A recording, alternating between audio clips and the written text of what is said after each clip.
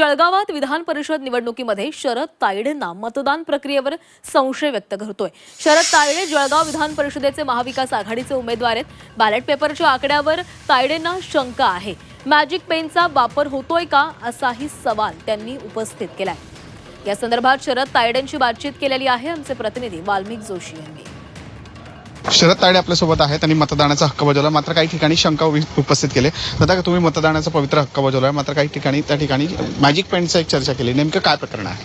नाही, तिथला जो पेन पाहिला मी ज्याचा ते म्हणजे ते जे आतमध्ये जे अधिकारी बसले त्याच्या अगोदर मी जेव्हा मतदान केलं तर तुझं ओळखपत्र दाखवा म्हणे। मग त्यांना मी ओळखपत्र, मी उमेदवार आहे, उमेदवार असून म्हटलं तुम्ही मला ओळखपत्र, मग ठीक आहे माझं ओळखपत्र दिलं।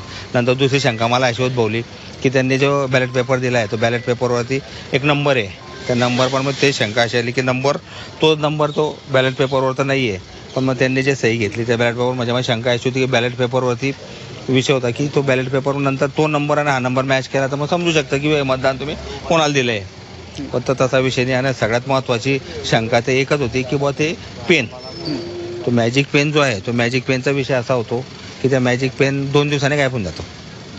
हां, पण मात्र त्या मॅजिक पेननी आपण देखील सही केलेली आहे। आपण या संदर्भात काही तक्रार करणार आहे, मी निवडणूक आयोगाकडे तक्रार करणार आहे किंवा पेनाचे ते तो पेन आहे ना 2 दिवसांनी गायब होऊन जातो, ते काही लिहा त्याच्याने गायब होऊन जातं। याची काही वरिष्ठांशी आपण चर्चा करणार आहे, चर्चा करून मी त्यांना ते तक्रार दाखल करणार आहे।